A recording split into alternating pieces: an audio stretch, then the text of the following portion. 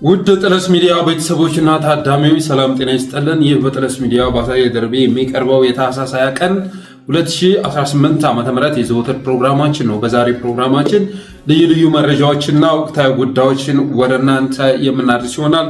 ስለዚህ ጠለስ ሚዲያን ሰብስክራይብ በማድረግ እስከ ፕሮግራማችን ፍጻሜ ድረስ አብራችሁ ትቆዩ ዘንድ በአክብሮት ጋብዘን በቀጥታ ወደ ዕለቱ ፕሮግራም እናልፋለን።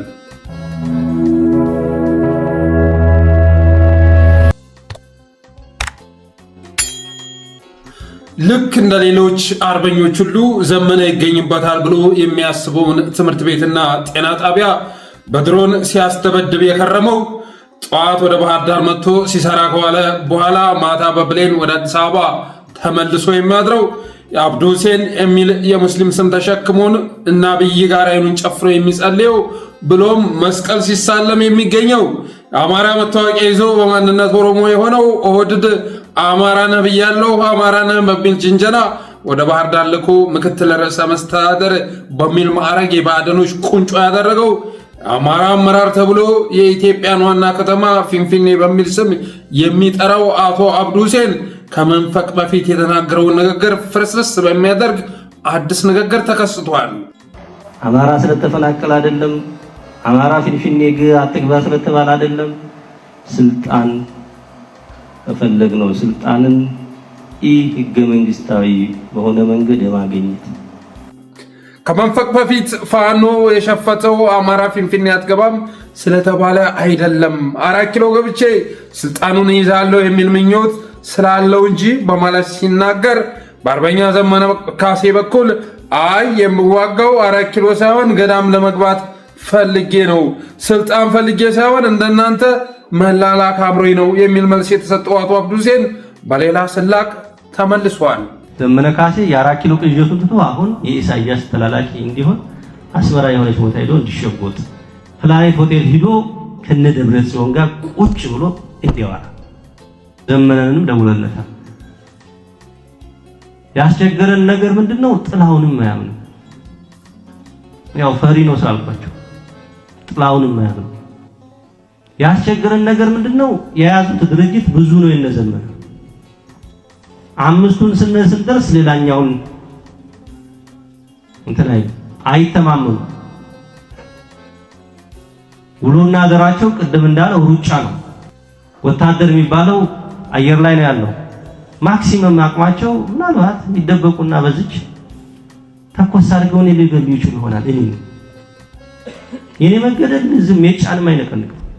ከዚህ የዘለለ እንትን ሚናም ተልኮም አቅምም የላቸውም። ዞሮ ዞሮ አሁንም ተደጋጋሚ የሆነውን የሰላም ጥሪ እንደ ክልል መንግስት እያቀረብን ነው፣ ውይይት እያደረግን ነው። የፈለጉበት ቦታ መወያየት መነጋገር እንችላለን።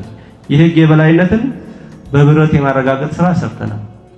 በነገራችን ላይ በዚች አብዱ ሁሴን በተናገራት በአንድ ደቂቃ ቪዲዮ ላይ የሚታየው መጣረስና መፈራረስ ካሳንቺስ ላይ ከተከሰተው ፍርሰት የከፋ ነው። በአንድ ደቂቃ ንግግር በዚህ ልክ የሚጣረስና ከፍ ብሎ የተናገረውን ዝቅ ብሎ የሚያፈራረስ ንግግር ታይቶ አይታወቅም። ለማስረጃም ያህል ዘመነ የ4 ኪሎ ቅዠቱን ትቶ ወደ አስመራና መቀሌ አባረነዋል ካለ በኋላ ዘመነን ደውለን አውርተነዋል ይላል። ዘመነ ጋር ለማውራት ያስቸገረን ነገር ጥላውን የማያምን ፈሪ መሆኑ ነው ካለ በኋላ መቀሌ ፕላኔት ሆቴል ከደብረ ጽዮን ጋር አስመራ ቤተ መንግስት ከኢሳያስ ጋር ቁጭ ብሎ የሚወያይ ጀግና አድርጎ ያቀርበዋል። ህግ የማስከበርን ስራ በብረት አረጋግጠናል ካለ በኋላ በፈለጉት ቦታ መነጋገርና መደራደር እንችላለን በሚል ኑዛዜ የሰላም ጥሪ ያቀርባል። ውሎና ዛራቸው ሩጫ ነው ካለ በኋላ እኛን ከመግደል ባለፈ 4 ኪሎ ድረስ ሂዶ አብይን መተናኮል የሚቻል አይደለም ሲል ይሰማል። ወታደር የሚባለው የነዘመነ ፋኖ አየር ላይ ነው ያለው ካለ በኋላ እነዘመነ ጋር ተደዋውሎ መነጋገር ያስፈለገው ግዙፍ ኃይል የሚመሩ በመሆናቸው ነው በማለት መሪ አልባ አድርጎ ያንሳፈፈውን ፋኖ ከዘመነ ኋላ ያሰልፈዋል። ዘመነ ካሴ የ4 ኪሎ ቅዠቱን ትቶ አሁን የኢሳያስ ተላላኪ እንዲሆን አስመራ ሄዶ እንዲሸጎጥ ፕላኔት ሆቴል ሄዶ ከነ ደብረጽዮን ጋር ቁጭ ብሎ እንዲያወራ አድርገነዋል። ዘመነንም ደውለንለታል። ያስቸገረን ነገር ጥላውን አያምንም። ምክንያቱም ፈሪ ነው። ውሎና ዳራቸው ሩጫ ነው። ወታደር የሚባለው አየር ላይ ነው ያለው። ማክሲመም አቅማቸው እኛም መግደል ነው። ዞሮ ዞሮ አሁንም የሰላም ጥሪ እያደረግን ነው፣ ውይይት እያደረግን ነው። በፈለጉ ቦታ መነጋገር እንችላለን። ህግ የማስከበር ስራውን በብረት አረጋግጠናል። ያስቸገረን ነገር ምንድነው? የያዙት የሚመሩት ድርጅት ብዙ መሆኑ ነው እያለ እርስ በርሱ የሚጣረስና የሚፈራረስ ንግግር አድርጓል። እናም አብዱ ሁሴን ከተናገረው ይልቅ የተታረሰውንና የፈራረሰውን መዘርዘር ያደክማል። ሰዓት ላለው ሰው የአንድ ደቂቃዋን ንግግር መሰረት በማድረግ የአንድ ሰዓት ፕሮግራም ማዘጋጀት ይቻላል በዚህ የአብዱ ሁሴን ንግግር ላይ። የሆነ ሆኖ ግን የአብዱ ሁሴን ንግግር የሚገልጸው ነገር በተግባር የወደደን ህልም ማሳካት ይቅርና በንግግር ደረጃ ራሱ መዋሸት እየታከታቸው መምጣቱን ነው። የአብይ አህመድን ፍላጎት በድርጊት ማሳካት ይቅርና በቃላት ደረጃ ተግባራዊ ማድረግ እየተሳናቸው መምጣቱን የሚያረጋግጥ ነው። በአንድ ወቅትም ልክ እነዚህ ሁሉ አረጋ ከበደ የላም ወሬ ይዞ መጥቶ ነበር። አንድ ተረት ይዞ መጥቶ ነበር። የራሷን ጡት ስለምትጠባ ላም የሚያወራ ተረት ይዞ መጥቶ ነበረ። እናም ያን ያረጋ ከበደን የራሷን ወተት ስለምትጠባ ላም ያወራውን ወሬ ለአፍታ ከመከታተል ይልቅ ላሚቱን ፈልጎ ሲጠብቁ መዋል እንደምትመርጡ አያጠራጥርም። እንዴት አድርጎ ብልሽሽት አድርጎ እንዳወራው ቪዲዮን ፈልጌ ላገኘው ስላልቻልኩ ነው። ይህን ያረጋ ንግግር እንደሰማው ሰሞን አንዲት ላም የራሷን ጡት የምትጠባው እንዴት ነው የሚል ጥያቄ ይዤ ሳሰላስል የነበረ ቢሆንም ያረግዬ ላም በአርቲፊሻል ኢንሰሚኔሽን ወይም በአርቲፊሻል ኢንተለጀንስ የተወለደች ልትሆን ትችላለች ከሚል መላምት ውጭ መልስ አላገኘውም። በቅርቡ ደግሞ ባጫ ደበሌ የተባለ ጄኔራል ልክ እንደዚሁ በፋና ቀርቦ የጦርነትን አስከፊነት የሚያውቁ የሞቱ ሰዎች ናቸው በማለት የራሷን ወተት የምትጠባው ላም ስትገርመኝ የጦርነት ክፋት የገባው አስከሬን መኖሩን ተናግሮ ሲያስደንቀኝ ነበር። ምንድን ነው ጦርነትን ሲያስብ ወደ አእምሮ መጣ? የጦርነትን አስከፊነት የሚያውቅ የሞተ ሰው ነው። የመጨረሻ የጦርነትን መጨረሻ የሚያውቅ የሞተ ሰው ነው። አለቀ።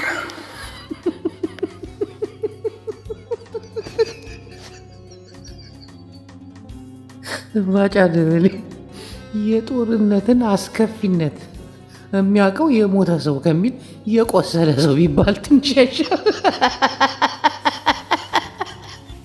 ይህንንም የባጫ ደበሌን ንግግር ባይምሮ ይዤ የጦርነትን አስከፊነት የቆሰለ ወይም በህይወት ያለ እንጂ ሞቶ የተገላገለ እንዲህ ሊያውቅ ይችላል። ባጫ ደበሌስ ምን ለማለት ፈልጎ ይሆን ይህን የተናገረው እያልኩ ጎግልን ቆፈር ሳደርግ ጄኔራሉ የሽምቅ ውጊያ ስትራቴጂ የሚል መጽሐፉን በኤአይ ሲጽፍ ትርጉም ላይ ተሳስቶ መሆኑን ተረዳው። ኦንሊ ዘ ዴድ ሃቭ ሲን ዘ ኤንድ ኦፍ ዋር ወይንም ደግሞ የጦርነትን ፍጻሜ የሚያዩት ሙታን ብቻ ናቸው የሚለውን የፕላቶ እንደሆነ የሚነገርለትን አባባል የጦርነትን ክፋት የሚያውቁት ሙታኖች ብቻ ናቸው ብሎ እንደተረጎመው ተረዳው።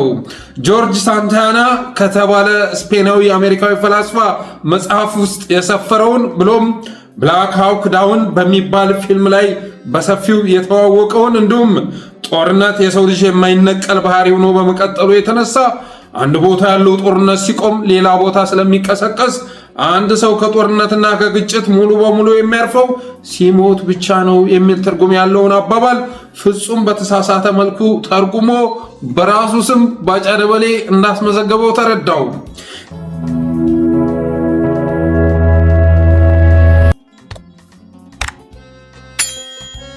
ይህም ብዬ ወደ አብዱ ሁሴን ከመጠን በላይ የሚጣረስ ንግግር ስመለስ አርበኛ ዘመነ ካሴ የዕለቱ መልእክት በሚል ርዕስ ትናንት ባስተላለፈው መልእክት የሚከተለውን መልስ ሰጥቷል። ሌላኛው ትኩረቴን የሳበችው ይላል ዘመነ ካሴ የአብዱ ቅጥፈት ደውለንለታል የምትለዋ ናት። በአብዱና ጓደኞቹ አይምሮ ዘመነ ከብልጽግና ሰዎች ጋር በስልክ አውርቶ ያውቃል ማለት ነው የሚል ጥርጣሬና ግርምት ለመፍጠር ታስቦ መሆኑ ነው።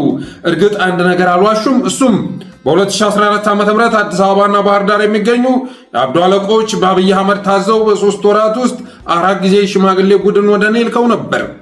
4 ጊዜ የመጡት በአብዛኛው የሚቀያየሩ የሽምግልና ቡድኖች የሚከተሉትን ስጦታዎች ቅደም ተከተላቸው እንኳን ሳይቀየር ያቀርቡልኝ ነበር። 1 ከክልሉ ፕሬዝዳንትነት ውጭ ጠይቀንን ስልጣን እንስጥህ፣ 2 በአውሮፓ ወይም አሜሪካ ልከንህ 3ኛ ዲግሪን ተማር፣ 3 10,000 ካሬ ሜትር መሬት ውሰድና የተወሰነው ክፍሉ ላይ ገሌ የተባለው ባለሀብት ግራውንድ ሲደመር 2 ቤት ይገንባልህ፣ የቀረውን እስከ 30 ሚሊዮን ስለሚያወጣልህ ሽጠህ ትጠቀማለህ። 4 የፖለቲካ ፓርቲ መስርትና በሊቀመንበርነት ምራ፣ ትንሽ አረፍም ትላለህ። ታሪኩን ለማሳጠር እንደ ስጦታው ቅደም ተከተል ሁልጊዜም ተመሳሳይ መልሶችን እሰጥ ነበር። ያንዱም ብቻ ለምሳሌ ለማንሳት የመሬቱን ጉዳይ በተመለከተ ደጋግሜ 10,000 ካሬውን ስንዴ ዙሩት ወይንም የከተማ ግብርና የምትሉትን አፋፍሙበት በሏቸው ብያቸዋለሁ። ከግርማይ ሽጥላ እስከ ሽማግሌዎቹ የኔና የብልጽግና ሰዎች የግንኙነት ታሪክ ይህ ነው። ስለዚህ እነ አብዱ ወደ እኔ የደወሉት በምናም ነው። አብዱና አለቆቹ ትንሽ እንኳን ማሰብ የሚችል አይምሮ ቢኖራቸው ዘመነና ጓዶቹን ያሳደገና የሚያውቅ ዓላማቸውን የሚረዳ ህዝብ ፊት እንደዚህ አይነት የሚያስገምቅ ቅጥፈት ባልተናገሩ ነበር።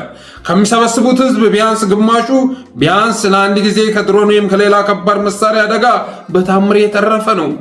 ድሮኖቹንና ከባድ መሳሪያዎቹን ደግሞ ዘር አጥፊዎቹ አብይና እና አብዱ ሁሴን እንጂ ዘመን አልተኮሳቸውም። ለዚህ ህዝብ ተዋሻለህ? ለሜጀር ጀነራል አዲሱ መሐመድ እንኳን እኔ መልስ መስጠት አይጠበቅብኝም። አንድ የመደብነብለት የ27 ዓመት ጀግና አዋጊ ፋኖ አለ። ከሱ ጋር ይጨርሳሉ። አትድከሙ። ናዚ ፓርቲ ተመልሶ የጀርመንን ህዝብ መምራት እንደማይችል ሁሉ ብልጽግና የሚባል የዘር አጥፊዎች ቡድንም ተመልሶ የዚህ ህዝብ መሪ መሆን አይችልም የሚል መልእክት አስተላልፏል። አርበኛ ዘመነ ካሴ ከግብፅ ከኤርትራ ከጽንፈኛው ጁንታ ጋር በጋራ ተወያይተው የጋራ ሰነድ አዘጋጅተው ኢትዮጵያን በሁሉም አቅጣጫ ንውጋት ብለው በ10 ጣታቸው ፈርመዋል። ከዚህ ባለፈ ግን እነ ማስረሻና መስፍን ከፈለኝ እጅ የሚሰጡበትን ቀን እያራዘሙ በማስቸገራቸው የተነሳ በስልክ ያወሩበትን የድምፅ ቅጂ በሚዲያ በመልቀቅ ከአንድ አመራር የማይጠበቅ ነውር ሲፈጽም የታየው አብዱ ሁሴን ከዘመነ ካሴ ጋር በስልክ ቢዋራ ኑሮ በእንጉርጉሮና በውዝዋዜ ጭምር ክሊፕ አሰርቶ እንደሚለቀው ጥርጥር የለውም። ፈሪው ማን እንደሆነ ለማወቅ ደግሞ ቀጣውን የምሬ ወዳጆን ንግግር ማዳመጥ በቂ ነው። ከዚህ ውጭ እኛን በየመድረኩ የሚያጣጥለው ብዙ ነገር የሚቀባጥረው ይሄ ሁሉ ስንመራው የነበረ ነው። እነ ዶክተር አብዱ ጋር ዶክተር አብዱ ታውቀኛለህ፣ እየተከተልክ ደሴ ሳስገባህ ታውቃለህ፣ በመካነ ሰላም መስመር ዛሬም ያንነው ነን። አንድ ቀን እንደዛው የምትከተልበት ጊዜ ቅርብ ነው የሚሆነው። እንተዋወቃለን። እያንዳንድ እየተነሳ የምትቀባጥር ሁሉ በዛ በከፋ ጊዜ የት ነበራችሁ? እኔ አረጋ ከበዳውን አናውቀውም አያውቀም። በነገራችን ላይ ከዚህ ከአብዱ ሁሴን ቪዲዮ ላይ ስለ ዘመነ ካሴ ከተናገረበት ቪዲዮ ላይ አንዳንድ አስተያየቶች ተሰጥተዋል። እኒህንም አስተያየቶች ዘሪሁን ገሰሰ አሰባስቦ ገጹ ላይ ስለለጠፋቸው ወደ እናንተ ላቀርባቸው ወደድኩ። የተወሰኑትም ማለት ነው። የመጀመሪያው ኮመንት ምን ይላል? ለመሆኑ ከዚህ በፊት ስንት ጥላ ይዛችሁ ታውቃላችሁ? ዘመነ ጥላው ማይያዝ ሆነብን በመባሉ የተነሳ ማለት ነው። ለመሆኑ ከዚህ በፊት ስንት ጥላ ይዛችሁ ታውቃላችሁ? የምሬን፣ የአስረስን፣ የድርሳንን፣ የመከተውን፣ የዮሐንስን፣ የኮሎኔል ተፈራን ወይም የፋንታውንን ወይ ደግሞ በስራቸው ያሉ የመቶ ሺዎች አርበኛ ጥላ አግኝታችሁ ታውቃላችሁ እንዴ? ሁለተኛ፣ ፈሪ ማለት ባህር ዳርን እያስተዳደረ አዲስ አበባ የሚኖርና ውሃ ውስጥ የሚያልበው ሰው ነው። ሶስተኛ፣ በታንክ ያልተያዘ ጥላ በማይክ አይያዝም። አራተኛ፣ ኢሳያስን በስተርጅና በሳቅ ልደፉን ነው እንዴ? 5 ሳምንት ዕለት እኮ በተመሳሳይ መድረክ ዓላማቸው ህወሓትን 4 ኪሎ መመለስ ነው ብለውን ነበር። ዘነጉት እንዴ? ከዚህ ንግግሮ ተሰንስቼ ፈሪ ማለት ትናንት የተናገረውን በማግስቱ የሚሸመጥጥ ወላዋይና ቀልማዳ ነው ማለት ፈልጋለሁ ይላል። ሌላው ፈሪ ማለት ክርስቲያንና ዮሐንስ ቦያለውን ከበርካታ የአማራ ልጆች ጋር አስሮ ዘመነ ጋር ናና እንነጋገር ማለት ነው። 7 ፋኖ በለጭ ብሎ ድርግም የሚያደርግ መብረቅ ስለሆነ ጥላ የለውም። 8 ሰማዩ ምድሩም የኛ ነው የሚል ኃይል እንደዚህ አይነት ሐሳብ ሲያነሳ አለማፈሩ ነው የሚገርመው። 9 እርስዎ ሲሾሙ አብዱ ነበሩ፣ አሁን ግን ምስጋና ለጥላቢሶቹ ወደ እብዱ ተቀይረዋል። 10ኛ ለተጨማሪ መረጃ በ10 ቀን ውስጥ ወክ እያደረጉ ቀበቶ አስፈትተው ለመመለስ ገብተው 3 ዓመት የሞላቸውን ይጠይቋቸው ይላል። 11ኛ ክቡርነቶ ባጫ ደበሌ በቅርቡ የሚያሳትመውን የጥላቢሶች አያያዝ ጥበብ የሚል መጽሐፍ ካነበቡ በኋላ እባክዎን እንደገና ይሞክሩ የሚሉ እጅግ አስገራሚ ኮሜንቶች ተሰጥተዋል።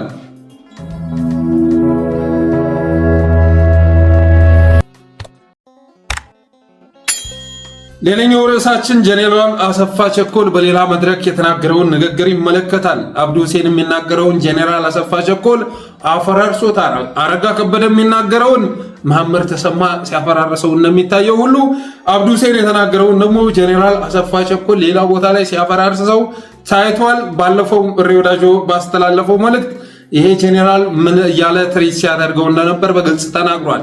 እባክህ እናመቻችልህና ከዚህ ሀገር ውጣ ዘወር በል እያለ ሲለምን የነበር ጄኔራል አሰፋ ቸኮል። እኔ ግን ትናንትናም የታገልኩት ለህዝቤ ነው፣ ዛሬም እያገለገልኩ ያለሁት ለህዝቤ ነው። ዝርፊያ እንደፈጸመ ወንጀል እንደሰራ ሰው ህዝቤን አደጋ ላይ ጥዬ አልሸሽም ነው ያልኩት። አሰፋ ቸኮል እየመጣ ሲለምነኝ ነበር በማለት ምሬ ወዳጆ ተናግሯል። ጄኔራል አሰፋ ቸኮል አሁን ምን አለ የሚለውን እስቲ ቀንጨብ አድርገን ሰምተን እንመለስ። እኛ ምንድናት የመጨረሻው ግባችን? አድማ ብተናል፣ ፖሊስ አለ፣ መከላከያ አለ፣ ሰላም አስከባሪ አለ። ይህ ሁሉ ተደምረን ለምንድነው ጠላት ማጥፋት ያልቻል? ታዲያ ይህ ኃይል ተደምረን መንግስትን የሚመጥን ክልሉን የሚመጥን ውጤት ለምን አናመጣም?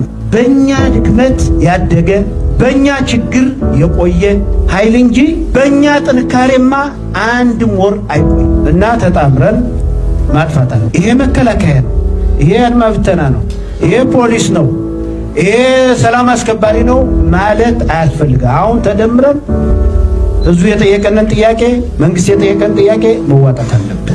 እንደሰማችሁት ነው እንግዲህ ጄኔራል አሰፋ ቸኮል በምንም ይሁን በምን ይሄን ሀገር ማስቀጠል ያስፈልጋል። አሁን ያጋጠመንን ጠላት ጽንፈኛ ነው ሸኔ ነው ብለን ሳንንቅ ልናጠፋው ይገባል ይላል። የህልውና ጉዳይ ነው። የህልውና አደጋ የደቀኑብን ሰዎች የህልውና ጉዳይ ነው ማለት ጀመሩ። ጌታዬ ከዚህ በላይ አሸናፊነት አለ? ትናንትና የህልውና አደጋ ሊያደርሱ አማራ ክልል የገቡ የጦር መሪዎች ጄኔራሎች የህልውና ጉዳይ አጋጥሞናል፣ ይህንን ኃይል ካላጠፋን ህልውናችን ሊከስም ነው ብለው ሲናገሩ መስማት በእጅጉ ያስገርማል። ታሪካዊ ጠላቶቻችን ጋር ነው የምንገጥመው፣ ከጀርባ ያሉት እነሱ ናቸው ይላል። አድማ ብተና፣ ፖሊስ፣ መከላከያ ያለ፣ ሰላም አስከባሪ ያለ፣ ይሄ ሁሉ ተደምረን ለምንድነው ጠላት መጥፋት ያልቻልነው በማለት አሰፋ ቸኮል ይጠይቃል። እነዚህም ሁሉ ኃይሎች ተደምረን እንዴት ማጥፋት አቃተን? በልጽገን እንዴት ማጥፋት አቃተን? በማለት ይጠይቃል። መንግስቱም ህዝቡም ሰላም ፍጠሩልኝ ብሏል። ታዲያ ይሄ ኃይል ተደምረን መንግስትን የሚመጥን ክልሉን የሚመጥን ውጤት ለምን አናመጣም? በእኛ ችግር የቆየ ኃይል እንጂ በእኛ ጥንካሬማ አንድ ወርም አይቆይ በማለት አሰፋ ቸኮል ይናገራል። ከረሳችሁ ጄኔራል አሰፋ ቸኮል ማለት በሰሜን ወሎ በተደረገው ግጥሚያ ላይ ያን ሁሉ ከባድ መሳሪያ ዙ 23 ጨምሮ ያስረከበ ጎበዝ ነው። ጌታዬ በቁጥጥር ስር ሁሉ አውለውት ነበር። አውለውት ከተጠራ በኋላ ነገሮች ሲጣሩ ከአቅም ማነስ ከሱ ኃይል ጋር ሊወዳደር የማይችል የፋኖ ኃይል እንደመጣበት መሆኑ ስለተረጋገጠ ነው አሰፋ ቸኮል እንደገና ወደ መድረክ ወጥቶ እንዲናገር የተደረገው። ያንን ሁሉ ሽንፈት ያስተናገደው ሰውዬ ይሄ ኃይል ሊቆይ የቻለው በእኛ ድክመት እንጂ በጥንካሬ የምንንቀሳቀስ ኑሮ አንድ ወርም አይቆይም ነበር። አሁንም ተደምረን መዋጋት አለብን ይላል። ተደምረን ኢትዮጵያ መሆን መቻል አለብን። አብይ አህመድ ነው አይደል እንደዛ ያለው? አንድ ሰው በህይወት ሳለ ኢትዮጵያዊ ይባላል፣ ከሞተ በኋላ ኢትዮጵያ ይባላል በሚል ንግግር እኮ ነበር የመጣው። 6 ሚሊዮን ነፍስ የሚበላ ጦርነት ይዞ የመጣው በዚህ ንግግር ነበር። አንድ ሰው በህይወት ሳለ ኢትዮጵያዊ ተብሎ ይጠራል፣ ሲሞት ኢትዮጵያ ይሆናል የሚል ስብከት ይዞ ሲመጣ ያኔ መጠርጠር ነበረብን።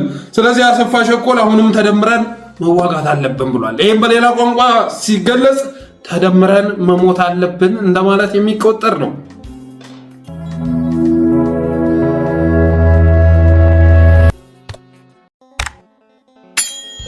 ሌላኛው ርዕሳችን ኦህዴዳዊ አገዛዝ ቤተክርስቲያኒቷን እንዴት እየበዘበዛት እንደሚገኝ የደረሰን መረጃ ወደ እናንተ የምናደርስ ይሆናል።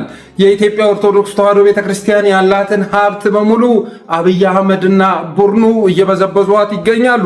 ለምሳሌ ያህል የደረሰ መረጃ ከአንድ ቤተክርስቲያን የተሰበሰበ የግብር ዕዳን ይመለከታል። በአዲስ አበባ ከተማ አስተዳደር ገቢዎች ቢሮ ቦሌ ክፍለ ከተማ አነስተኛ ግብር ከፋዎች ቅርንጫፍ ጽሕፈት ቤት ይላል። አነስተኛ ግብር ከፋዎች ለኢትዮጵያ ንግድ ባንክ አዲስ አበባ ጉዳዩ በግብር ዕዳ የሚፈለግ ገንዘብ ለታክስ ዕዳ ማካካሻ እንዲውል ወደ አካውንታችን ገቢ እንዲደረግ ስለመጠየቅ ይላል። በቦሌ ክፍለ ከተማ ወረዳ 7 የሚገኘው ደብረ ምጥማቅ ሰዓሊተ ምሕረት ቅድስት ማርያምና ክርስቶስ ሰምራ ካቴድራል በገቢ ግብር አዋጅ 979/2008 አንቀጽ 13 መሰረት ቤት አከራይተው ከሚያገኙ ገቢ መክፈል የሚገባቸውን የኪራይ ገቢ ግብር ባለመክፈላቸው የ2017 በጀት ዓመት የኪራይ ገቢ ግብር ቀርበው እንዲከፍሉ በቀን 9/03/2018 ዓ.ም በደብዳቤ ማሳሰቢያ ቢደርሳቸውም የሚጠበቅባቸውን ሊወጡ ባለመቻላቸው በፌዴራል የታክስ አስተዳደር አዋጅ ቁጥር 983/2008 አንቀጽ 39 ንዑስ አንቀጽ 5 መሰረት በደብረ ምጥማቅ ሰዓሊተ ምሕረት ቅድስት ማርያምና ክርስቶስ ሰምራ ካቴድራል ስም የተከፈተ የባንክ ሂሳብ አካውንት ሂሳብ ቁጥሩ ተጠቅሷል። ለዕዳው ማካካሻ ለመዋል እንድንችል ብር 6,658,968 ብር ወደ ኢትዮጵያ ንግድ ባንክ መገናኛ ቅርንጫፍ በቦሌ አነስተኛ ግብር ከፋዎች ቅርንጫፍ ጽሕፈት ቤት ስም ወደ ተከፈተው የባንክ አካውንት ቁጥር ገንዘቡን ትራንስፈር እንዲያደርጉልን እንጠይቃለን ይላል። ሰምታችኋል አይደለ? ለኪራይ ገቢ ግብር የሚከፈል ስንት ሚሊዮን ብር ነው ይላክ የተባለው? 6.6 ሚሊዮን ብር የኢትዮጵያ ኦርቶዶክስ ተዋሕዶ ቤተክርስቲያን አካውንት ውስጥ የተቀመጠ ብር ትራንስፈር እንዲደረግ እንጠይቃለን የሚል ደብዳቤ ተልኮልኝ ይሄው ወደ እናንተ ይዤው መጥቻለሁ። የኢትዮጵያ ኦርቶዶክስ ተዋሕዶ ቤተክርስቲያን እየተበላች ነው፣ እየተበዘበዘች ነው እና አቡነ ሳዊሮስን ያስገቡት ኃይሎች እዛ ጋር አካውንቷ ላይ ያለ ብር ይታወቃል። የኢትዮጵያ ኦርቶዶክስ ተዋሕዶ ቤተክርስቲያን እንግዲህ ሀብት እንዳላት ይታወቃል። በራሷ ከምዕመናኗ በምትሰበስበው ገንዘብ በርካታ ልማቶችን ገቢ የሚያስገቡ ልማቶችን እንዳፈራች ይታወቃል። ያንን ለመብላት አቅደው እና አብይ አህመድ አስርገው ያስገቧቸው ተኩሎች አማካኝነት በዚህ ልክ እየበዘበዟት ይገኛሉ። 6.6 ሚሊዮን ብር ከሁለት ቤተክርስቲያን 6,658,968 ብር ሁለት ቤተክርስቲያኖች የኪራይ ግብር እንዲከፍሉ ያንን ማድረግ ባለመቻላቸው የተነሳ አካውንታቸው ላይ የተቀመጠው ብር ትራንስፈር እንዲደረግ ጠይቀዋል። ለነገሩ እኔ ይበላቸው ነው የምለው፣ ይበላቸው።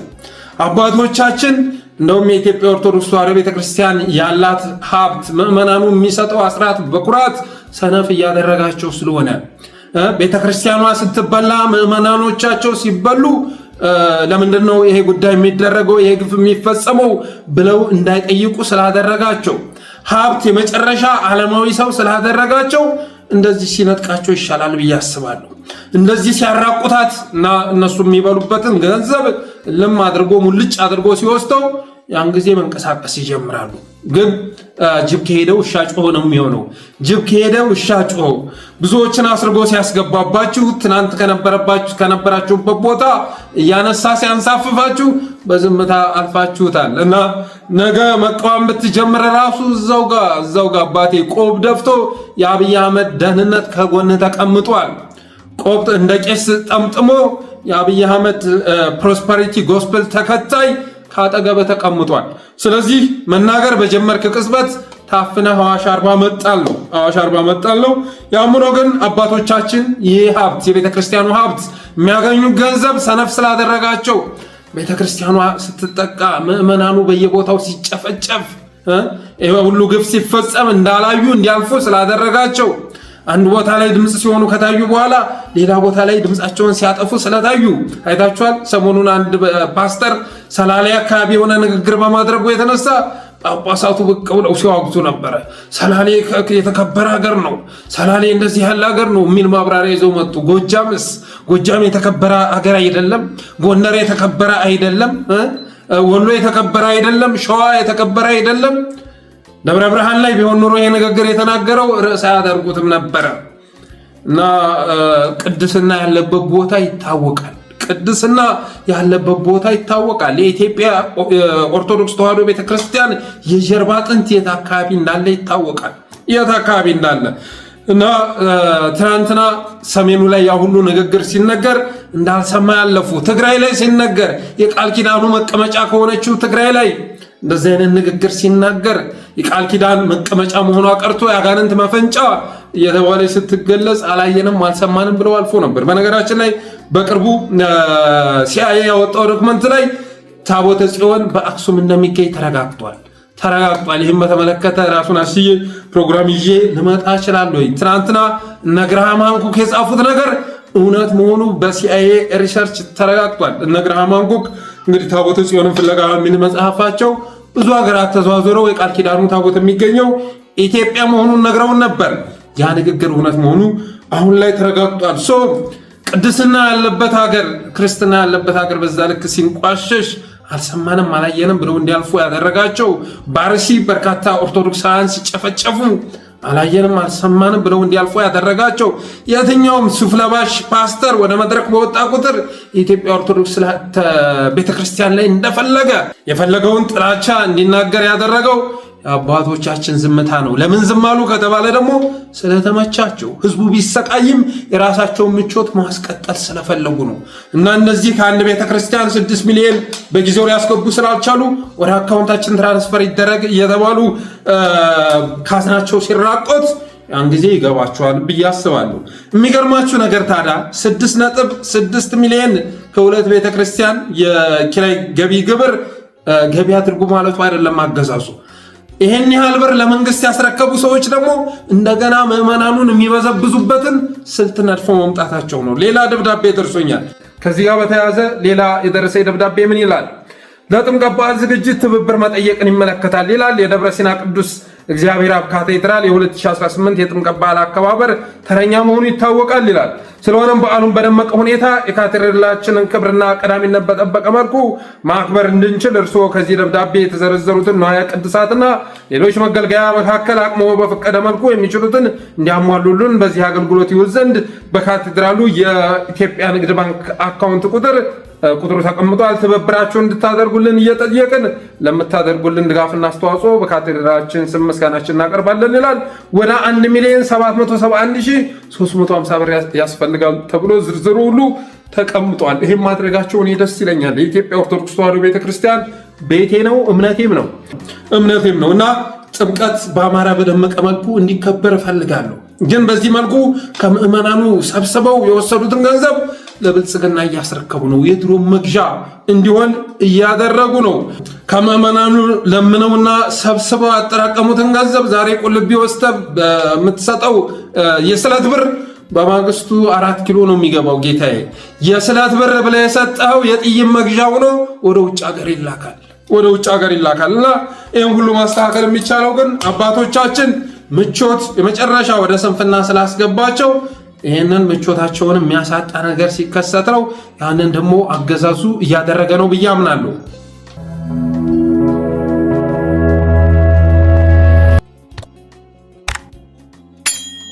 ሌላኛው ኦህዴድ ከትግራይ ጋር ወደ ጦርነት ሊገባ ያሰበ ይመስላል። ምክንያቱም የተጀመሩ ፕሮጀክቶች ሁሉ እንዲቋረጡ ተደርጓል።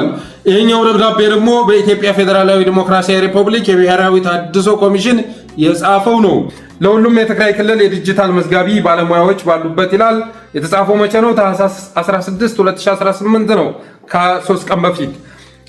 ለሁሉም የትግራይ ክልል የዲጂታል መዝጋቢ ባለሙያዎች ባሉበት ኮንትራቱን ማቋረጡን ስለማሳወቅ ከላይ በርዕሱ የተገለጸውን ጉዳይ በሚመለከት እርስዎ ከዚህ ቀደም በኮሚሽኑ ጋር በፈጸመው የኮንትራክት ቅጥር ውል ብሔራዊ ተሃድሶ ኮሚሽን በትግራይ ክልል ለሚያከናውነው የዲሞቢላይዜሽን የዲዲአር ስራ ማለት ነው ከህዳር 2017 ዓ.ም ጀምሮ ለአንድ ዓመት በሚቆይ የኮንትራክት ቅጥር ውል ዲጂታል ምዝገባ ባለሙያ በመሆን መቀጠሮ ይታወቃል።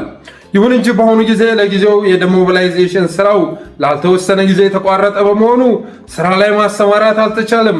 ስለሆነም ምንም ስራ በሌለበት ሁኔታ ደሞዝ መክፈል በሲቪል ሰርቪስ አሰራርና ሕግ መሰረት የማይፈቀድ በመሆኑ ስራው በይፋ ሲጀመር እና አስፈላጊነቱ እንደገና የተቋረጠው የስራውን የምናድስበት ሁኔታ እንዳለ ታሳቢ ተደርጎ ከጥር 1 2018 ዓ.ም ጀምሮ በይፋ ከኮሚሽኑ ጋር ያላቸው የኮንትራት ውል የተቋረጠ መሆኑን እንገልጻለን ይላል ግዛቸው መኩሪያ ኃይሉ የጻፈው ደብዳቤ።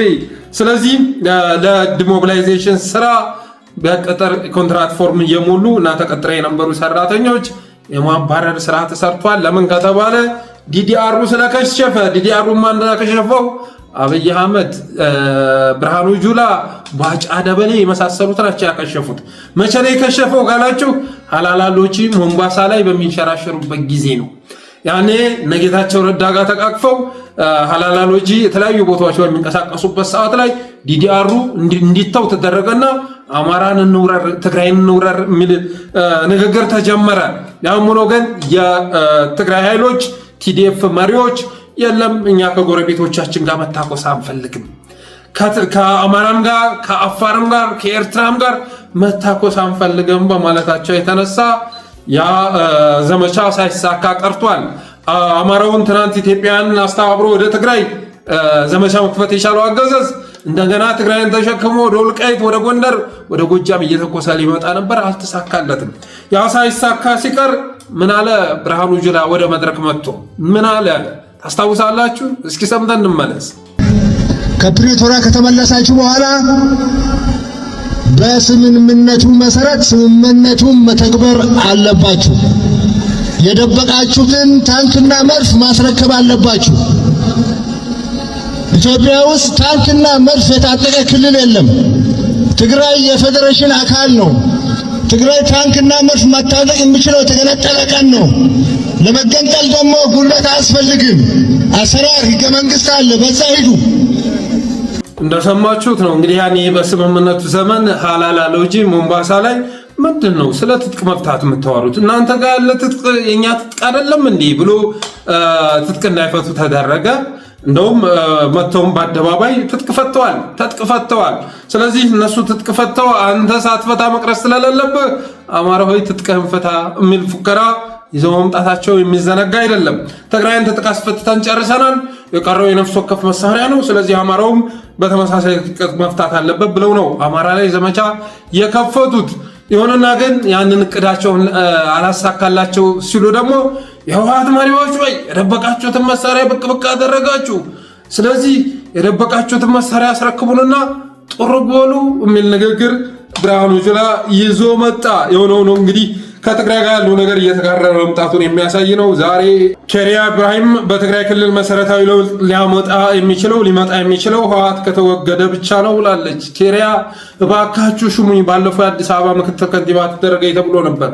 እባካችሁ ሹሙኝ፣ መጨረሻ በቃ ወደ ድሮዋ ቦታ ለመመለስ ይኸው እየተለማመጠች ትገኛለች። እነሱም ጨከኑባት፣ ዝም ብሎ ያስለፈልፏት ይዘዋል። ለባካችሁ እነ ጌታቸው ረዳ ቦታ ፈልጉልኝ፣ እንደገና አዳነች አቤቤ ጎን ቁጭ ብዬ ኮስሞቲክስ ሰርጀሪ ማሰራት ፈልጋለሁ፣ እንደገና እነሱ የሚቀቡትን ሽቶ ሰውነቴ ላይ ማፍሰስ ፈልጋለሁኝ፣ እንደገና ወደ ወጣትነቴ መመለስ ፈልጋለሁ እያለች ትገኛለች። ኬሪያ ኢብራሂም ግን አገዛዙ ያንን ሊያደርግላት አልቻለም።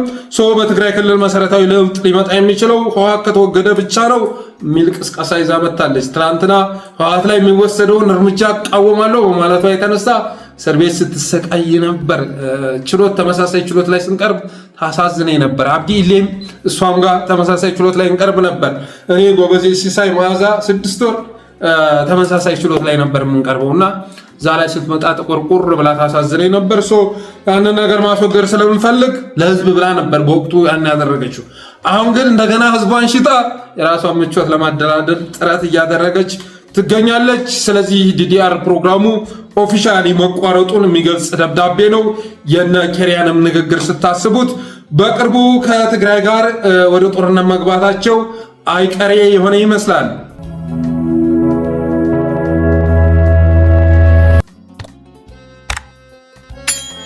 ሌላኛው ርዕሳችን የአባት አርበኛ ተስፋዬ መካሽን ይመለከታል። በትናንትናው ዕለት አገዛዙ ፈጸመው ጥቃት ባሉበት የግዞት እስር ቤት ስለተገደሉት አባታችን ይመለከታል። አንድ ፕሮግራም ሰርቼ ነበር በትናንትናው ዕለት። ያም ፕሮግራም ብዙዎችን አስቆጥቷል። ወደ አንድነት ሊመጣ ባለበት ሰዓት ላይ ያሳየ ምንድነው ይሄንን እንዴት እንዳላየ ማለፍ አስቻለ የሚል ቅሬታ ሁሉ ቀርቧል። ወደ አንድነት ሊመጡ እኮ ነው፣ የለም ወፍ የለም ጌታዬዋ፣ እኔም እንደዛ ስል ከርሜ ነበረ። መጨረሻው ምዕራፍ ላይ ሲደርሱ ግን ብትንትን ይሉልሃል። አመራር ወደ ማዋቀር ሲመጡ ፈራርሰው ቁጭ ይሉሃል። ጎንደር ላይ ያለውን ሁኔታ ጠይቅ፣ እንዳትተቻቸው በራችንን ዘግተን እየተወያየን ነው ይሉሃል። እንዳትተች፣ ትችት እንዳትሰነዝር፣ ምን እያደረጋችሁ ነው እንዳትላቸው በራችንን ዘግተን እየመከርን ነው ይሏል። እንኳን እንደ አማራቶ እንደ ጎንደር እንደ ሸዋ ራሱ አንድ አልሆኑም። አሁን ላይ ባለው ሁኔታ እንደቆመ ነው ያለ መረጃ የሚያመለክተው። እኔ አንድነታችሁን የምቃወም ሰው አይደለሁኝም። አንድነታችሁ የመጨረሻ በህይወቴ የምጓጓው ነገር ሸዋ፣ ጎንደር፣ ወሎ፣ ጎጃም ወደ አንድ ሲመጡ ማየት ነው። ወደ አንድ እንደ ጎጃም፣ እንደ ጎንደር፣ እንደ ሸዋ፣ እንደ ወሎ መጀመሪያ ወደ አንድ መምጣት። ለምሳሌ ሰሞኑን ኮሎኔል ፈንታውን ከአርበኛ ምሬ ወዳጆ ጎን ቁጭ ብሎ ሳየው ጌታዬ እንዴት ደስታ እንደተሰማኝ ልነግርህ አልችልም። እንዴት ደስታ እንደተሰማኝ ኮሎኔል ፈንታውን ስተቸው ነበር። ያም ትችት ተገቢ ነበረ። የተሳሳተ መስመር ውስጥ ነው። እንደዚህ ወንድሙ ጋር ቁጭ ብሎ እንዲገኝ ነበር የኔ ጥረት። ስለዚህ ምሬ ወዳጆ ጎን ቁጭ ብሎ ስመለከት ቀልቤ ረክቷል። ከዛ በኋላ ኮሎኔል ፈንታው የኔ ርዕስ ሊሆን አይችልም። ዋናው ነገር ወደ ትክክለኛ መስመር መመለሱ ነው። ደረጀ በላይም በተደጋጋሚ ስታቸው ነበረ። ከዛና ሀብቴ ወልዴ ጋር ቁጭ ብሎ እየተነጋገረ ነው የሚል ወሬ ስሰማ ደስ አለኝ። ከሌሎቹ ለይቼም እሱን ከፍ ማድረግ ጀመርን። ግን ውሸት ነው ጌታዬ። አፋባሃ ወደ አንድ ሊመጣ ሲል ያኛውም ኃይል ቆይ እንደ ሸዋ ቆይ እንደ ጎንደር ምናምን ብሎ ይመጣል ማለት ነው። እንደ ጎንደር ቆይ እንዲሆን ኧረ እባካችሁ እንደ ቀጠና ይቅደም ይባላል። ከዛ ይህኛውን የማጓተት ስራ ይሰራል። እዛ ጋር እንደገና ሌላ ሴራ ይዶለታል። መጨረሻ ላይ እንደ አማራ ይቅርና እንደ ጎንደርም የታሰበው ሳይሳካ ይቀራል። እንደ ሸዋ የታሰበውም ሳይሳካ ይቀራል። በራችንን ዘግተን እየተነጋገርን ነው ይባላል። ግን በሩ ተዘግቶ መቼ ነው የሚከፈተው እያልክ ብትጠይቅ መልስ አታገኝም። ክፈት በለው በሩን የጌታዬን እያልክ አመታት እንድታሳልፍ ነው የሚፈልጉት። አመታት ምንድነው? በሸዋ መካከል እስቲ ምንድነው ይህን ያህል ጊዜ ያቆያችሁ? በሸዋ መካከል ያለውን ልዩነት ለመፍታት ሰዓት አይበቃም? እንኳን ቀናት ይቅርና ሰዓት አይበቃም ወይ? ምንድነው ያለያያችሁ? ምንድነው እንደ ጎንደር ያለያያችሁ? ምንድነው? ማንነት ነው ያለያያችሁ? ቀጠና ነው ያለያያችሁ? ርዕዮተ ዓለም ነው? ጠላታችሁ ስለተለያየ ነው? የትግል ምክንያታችሁ ስለተለያየ ነው? ምንድነው? እስኪ ምን ምክንያት አለ? ምክንያት የለም። የሁሉንም ምክንያት ከፈት አድርገህ ብትመለከተው ጥቅም ነው ጌታዬ፣ ጥቅም።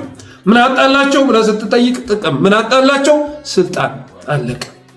ቅንጣት ታክል ህዝባዊ አጀንዳ የለም። ቅንጣት ታክል እንደ ቀጠና እሺ፣ እንደ ወሎ፣ እንደ ጎንደር፣ እንደ ጎጃም፣ እንደ ሸዋ በአንድ ተሰብስቦ እንደ አንድ አማራ ለመምጣት ያው በአደናዊ አስተሳሰብ እሱ አስሮ ይዞን ነው እንበል።